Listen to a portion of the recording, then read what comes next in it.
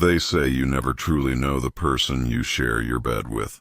I thought my wife was my partner, my anchor, my safe harbor after years of struggle. But I was wrong, dead wrong. Because while I was busy building a life for us, she was busy plotting my death. She thought I was weak, that I'd never see it coming.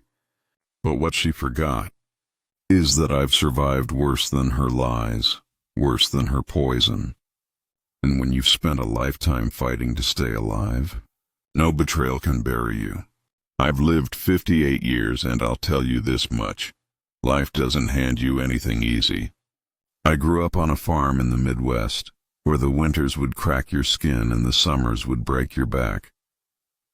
By the time I was 16, I knew what it meant to go hungry, what it meant to fight for every dime. Maybe that's why I thought marriage would be different, that having a wife beside me meant finally having peace. Her name was Linda. She had the kind of smile that made you forget the noise of the world. When we first met, she made me feel like I wasn't just some tired old man chasing paychecks, but someone worth loving. I thought she saw the good in me, the kind no one else cared to notice. And maybe for a while she did. Or maybe she was just biding her time. For 20 years, I built everything with my bare hands.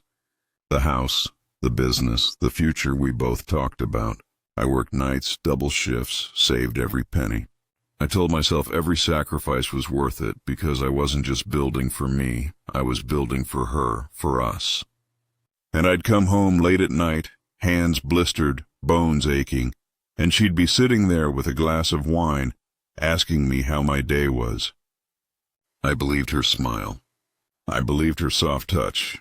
I believed I was safe. But the thing about evil is, it doesn't show its face right away. It waits. It studies you. And then, when you're most comfortable, it strikes. The first signs were small. I'd find my coffee tasting bitter off somehow. She'd wave it off. New brand, cheaper, she'd say, smiling. Some nights I'd wake up nauseous, sweating through the sheets, and she'd press her hand to my forehead and murmur, "It's just the flu, honey." I wanted to believe her. God help me, I did. But then came the night I found the will. I wasn't looking for it. I was fixing a loose drawer in her desk when the paper slipped out. Neatly typed, notarized, signed. My name on the line, her name as the sole beneficiary. The date just 2 weeks old. My heart went cold in my chest. I stood there, staring at the black ink, the way she had signed her name so confidently, so casually, as if I was already in the ground. That night, I couldn't sleep. I lay beside her, listening to her breathe, wondering how many times she had looked at me not as a husband, but as a dead man walking. And then, like puzzle pieces snapping into place, I started remembering things. The medicine she insisted I take when I complained about my back. The meals she pushed in front of me, always smiling, always watching. The way she encouraged me to drink, to relax after work. My blood ran cold. Linda didn't just want my money. She wanted me gone. But what she forgot, what she never cared to ask about, was where I came from. I wasn't just some tired old man she could poison in silence. I grew up learning how to survive storms that would flatten most men. I'd hunted, I'd fished, I'd fought. I'd slept in barns in the middle of winter with nothing but a blanket and willpower. If she thought she could quietly erase me, she was about to learn just how hard I am to kill, and so I made a choice. I wouldn't confront her, not yet, because if she was already planning my death, then maybe it was time to let her believe she'd won. I didn't change a thing the next morning. I sat down at the kitchen table, drank the coffee she handed me, kissed her cheek before heading out the door. But this time, I didn't swallow a drop. I poured it out behind the shed before driving to work. From that day on, every meal she cooked, every pill she offered, I made sure it found its way into the trash. And I watched. God, did I watch. Linda thought she was clever. She kept her smile bright, her voice soft. But I noticed her eyes. She'd follow the cup from my lips to the table just for a second before glancing away. When she thought I was asleep, she'd check my breathing, lingering just a little too long. At first she'd show concern, but the longer I lasted, the more frustrated she became. I played the part of the oblivious husband. Complained about being tired, about my joints aching. I let her believe I was weakening. And every night when she refilled my glass or set down my plate, I smiled right back at her. Inside, my stomach turned. It's a strange kind of hell, lying in bed next to someone who's praying you don't wake up. The hardest part wasn't fear. It was rage. Rage that this woman I'd given my life to, could look at me and only see dollar signs. Rage that my years of sacrifice, of sweat and broken bones were worth nothing more to her than a signature on a will. But I swallowed that anger, because anger gets men killed. Patience, on the other hand, keeps them alive. One night I pretended to fall asleep early. Linda padded around the kitchen, thinking I couldn't hear her. I listened as she opened a drawer, metal clinking. I cracked my eyes just enough to see her silhouette in the hallway. She was holding a bottle. Not a wine bottle, a pill bottle. Her hand trembled as she stared at it, then at the bedroom door. She turned and slipped back into the kitchen. That was all the proof I needed. The next day, I didn't go to work.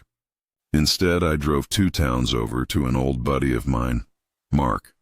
We'd served together back in our 20s.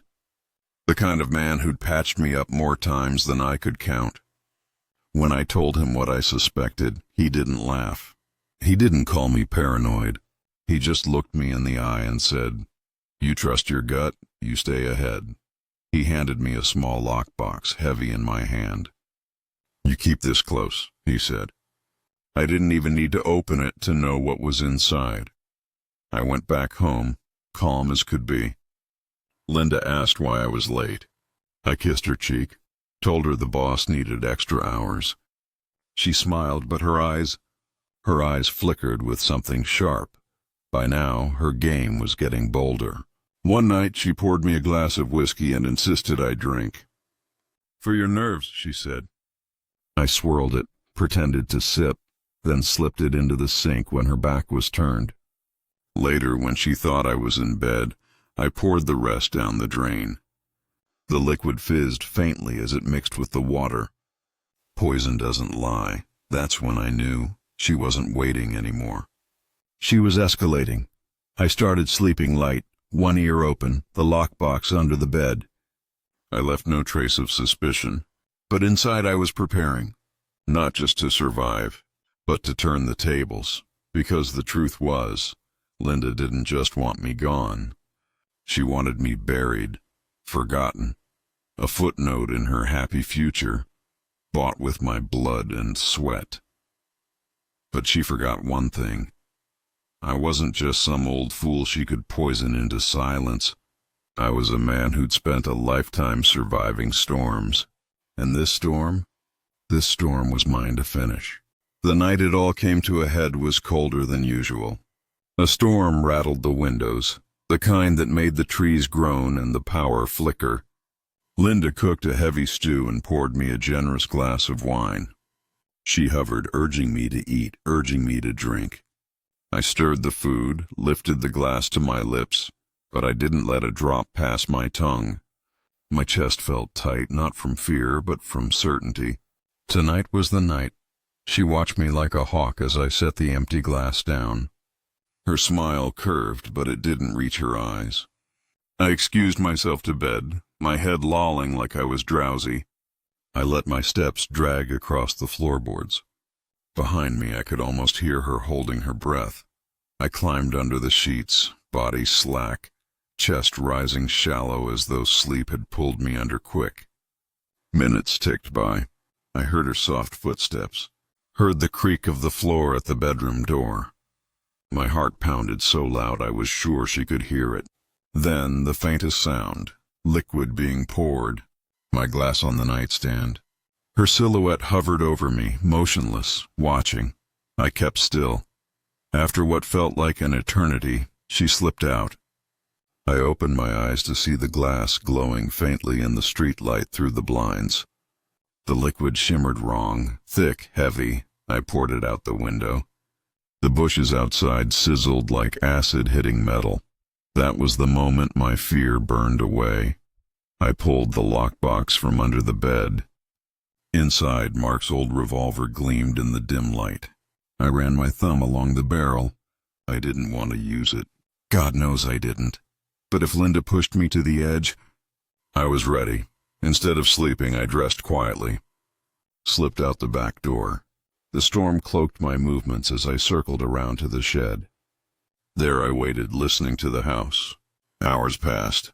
The storm eased. Silence pressed in, and then I heard it. The front door opening.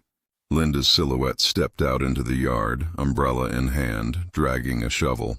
I froze. She wasn't waiting anymore. She was digging. From my hiding spot, I watched her trudge to the far edge of the property, where the trees met the fence line. She pushed the shovel into the wet earth, over and over, mud splattering her clothes. She worked with the desperation of someone who'd planned this for months. By the time she stopped, a shallow pit yawned before her. My pit. The rage inside me burned white hot, but I stayed quiet, patient. I wanted her to feel safe. I wanted her to believe her plan was working. When she finally returned to the house, soaked and exhausted, I slipped back inside before her.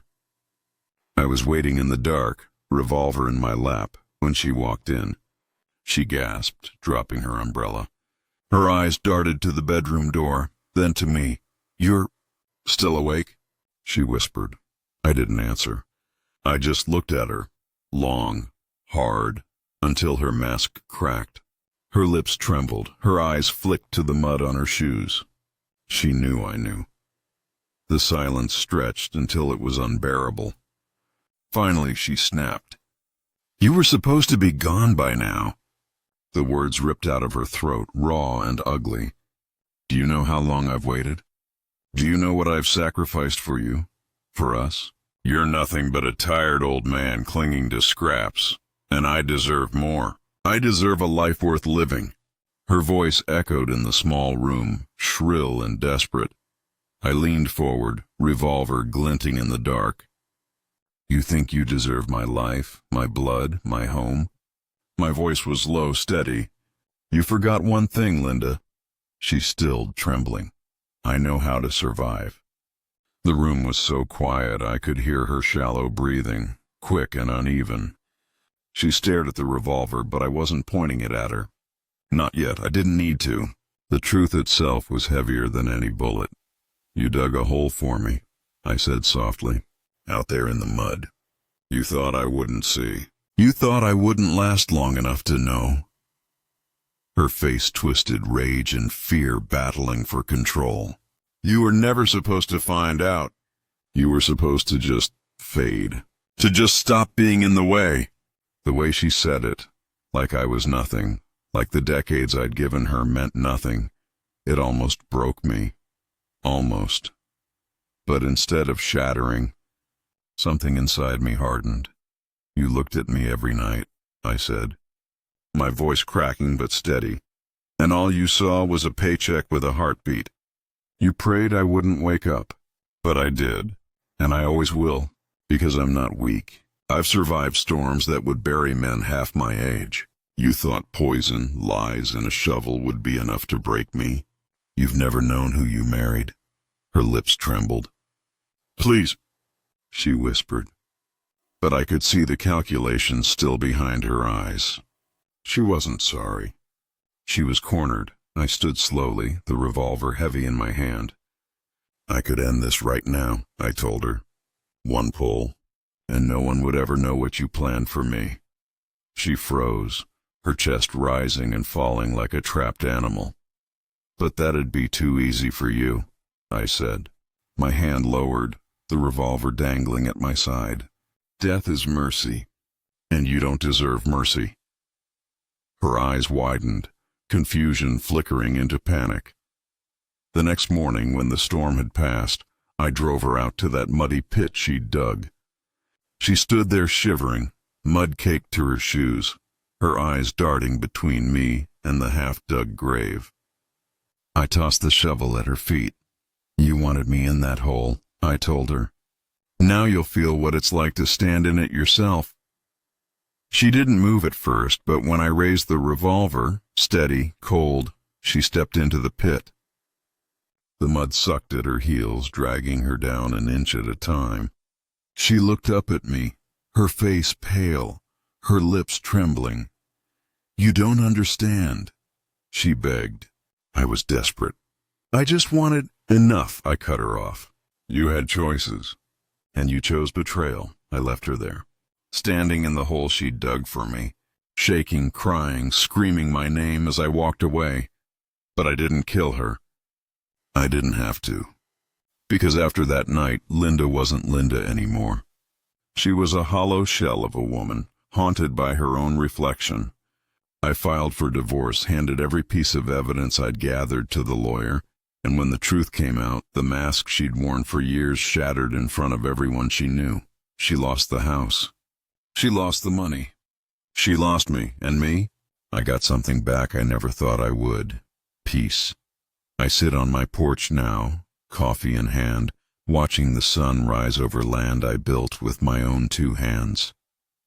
The air is clean, sharp, real. My chest feels lighter than it has in years, because I'm still here. She wanted me dead, but she forgot. Men like me don't die easy. We survive, and when survival is all you've ever known, revenge comes naturally.